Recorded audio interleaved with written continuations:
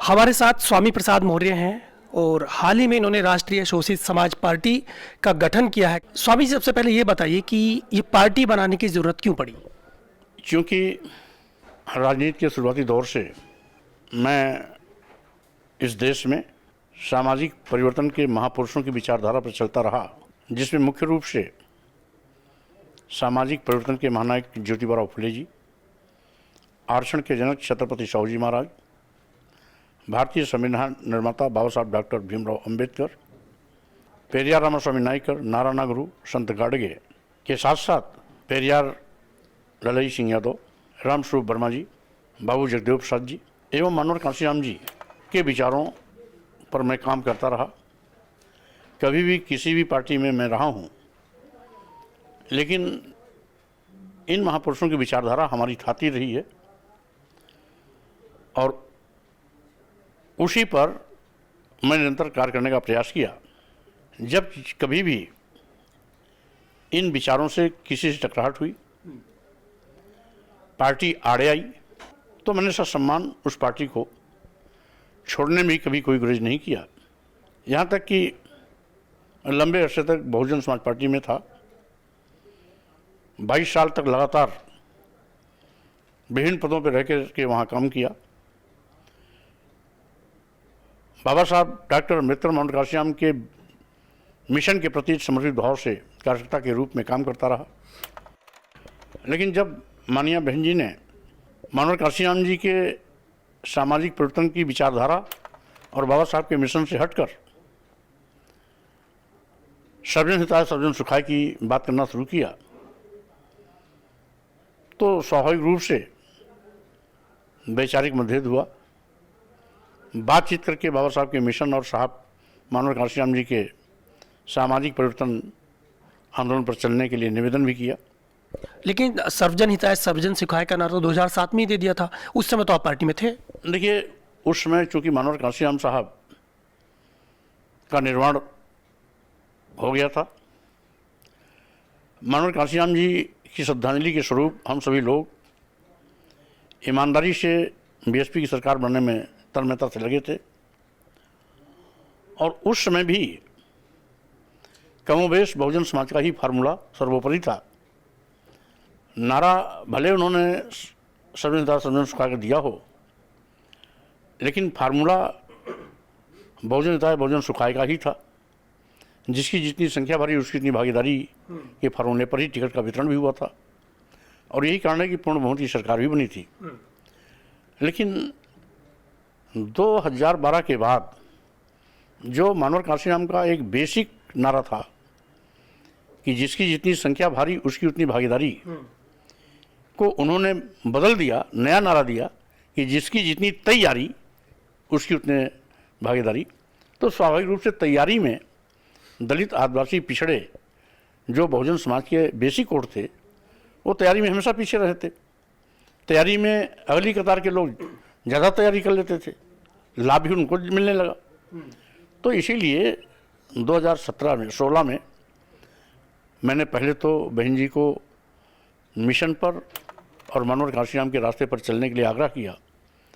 लेकिन जब उन्होंने अपना रवैया नहीं बदला तो मैंने नेता विरोधी दल, जो कैबिनेट मंत्री का दर्जा भी था, राष्ट्रीय महासचिव का पद मैंने छोड़ा, नई पारी की शुरुआत की।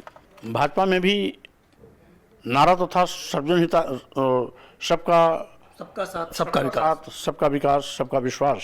हाँ। लेकिन जब मैं वहाँ देखा कि 69,000 शिक्षकों की भर्ती हुई, बैकवर्ड शेड्यूल कास्ट के चयनित अभ्यर्थियों को नियुक्ति पत्र न देकर उनके कोटे का नियुक्ति पत्र सामान्य वर्ग के लोगों को दे दिया। पिछड़ा वर्ग आयोग भारत सरकार ने खुद इस बात को स्वीकारा। मुख्यमंत्री ने एक जांच कमेटी बनाई, उसने भी इस बात को स्पष्ट किया कि भ्रष्टाचार हुआ। मुख्यमंत्री ने सार्वजनिक घोषणा भी किया कि मैं इनकी नियुक्ति जल्दी दूंगा। माननीय उच्च न्यायालय ने भी इस पर निर्देश भी जारी किया कि चयनित अभ्यर्थियों को तत्काल नियुक्ति पत्र दिया जाए। 2.5 साल हो गए, आज तो आंदोलन कर रहे हैं, उनके नियुक्ति पत्र नहीं दिया गया। आज भी वो आंदोलित है। उसी दरमियान जिस समय हम 69,000 शिक्षकों के चयनित अभ्यर्थियों जो SC BC ताल्लुकात रखते थे उनकी लड़ाई लड़ रहा था, उसी दरमियान एक प्रस्ताव कैबिनेट में आया।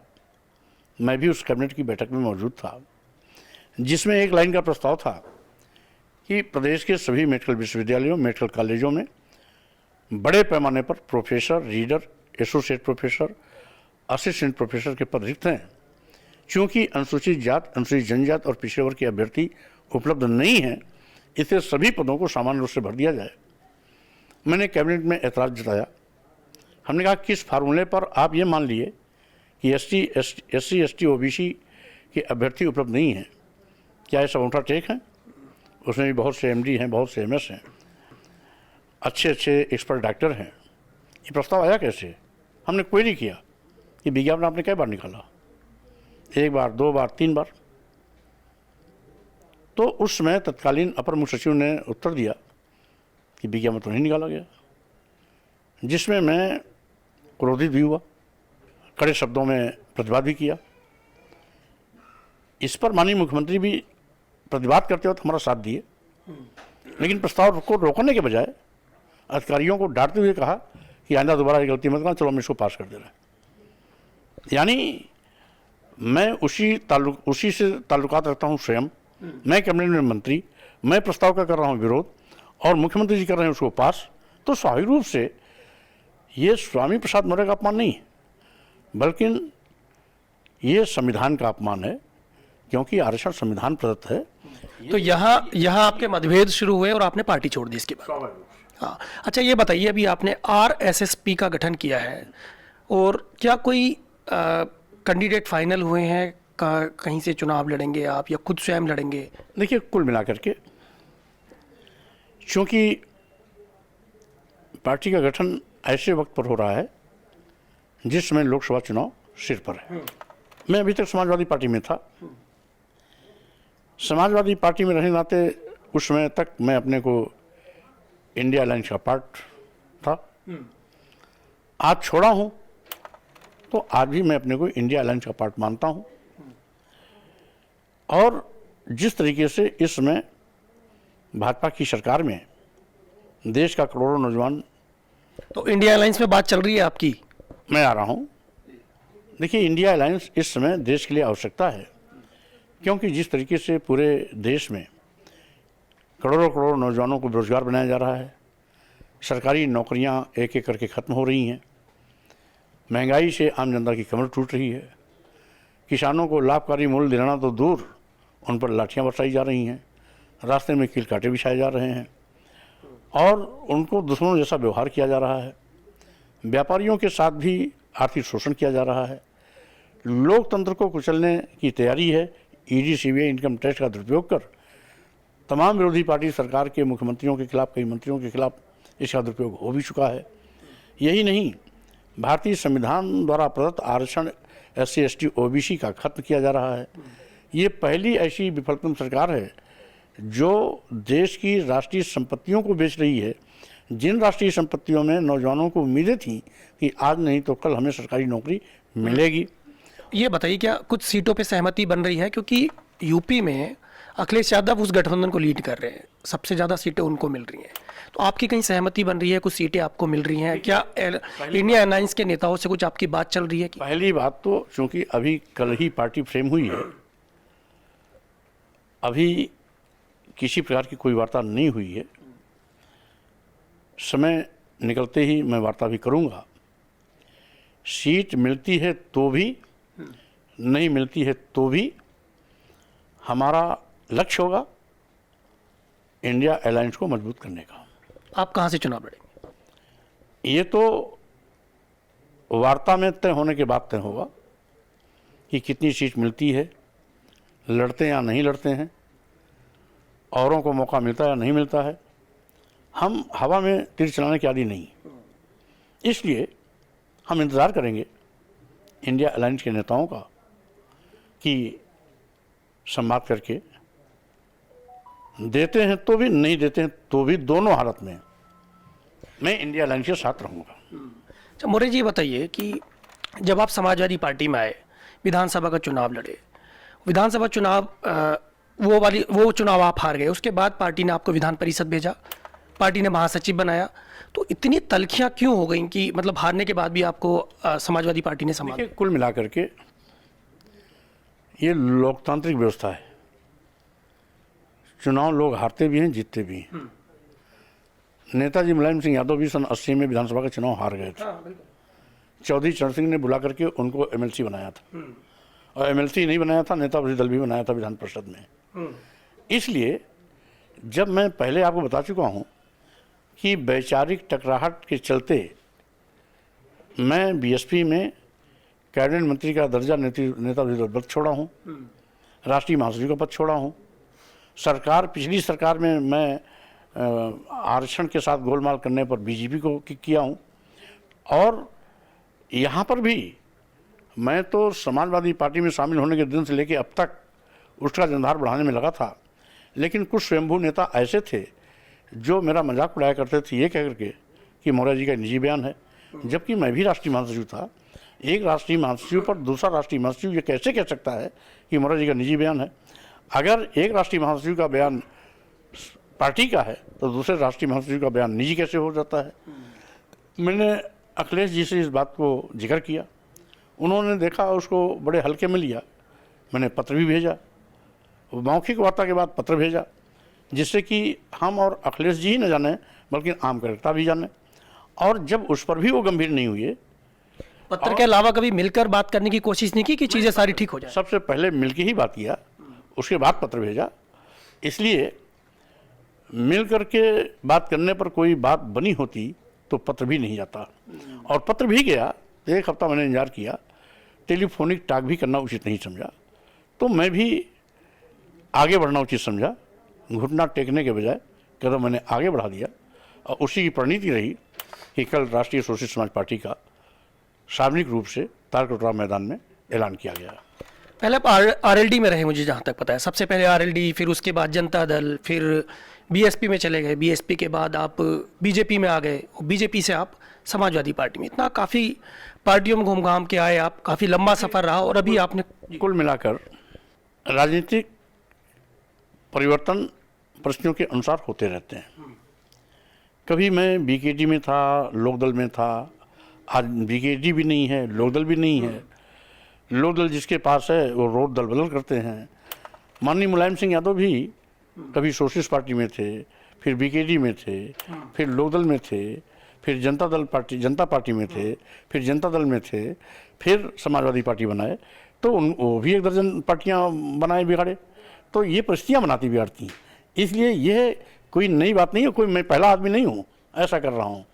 रही बात राजनीति विचारों की होती है, जब विचारों को आगे बढ़ाने में पार्टी कहीं आड़े आती है तो पार्टी से दो हाथ करना पड़ता है।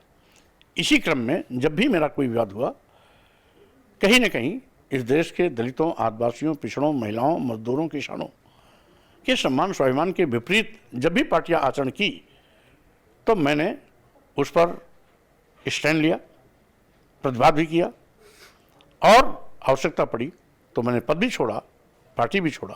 पहली बार मैंने एमएलसी का पद नहीं छोड़ा। मैं इसके पहले बताया कि विधायक भी छोड़ा, मंत्री पद भी छोड़ा, नेता विरोधी दल भी छोड़ा, राष्ट्रीय महासचिव का पद भी छोड़ा। इसलिए ये माने नहीं रखती हैं, विचारधारा माने रखता है।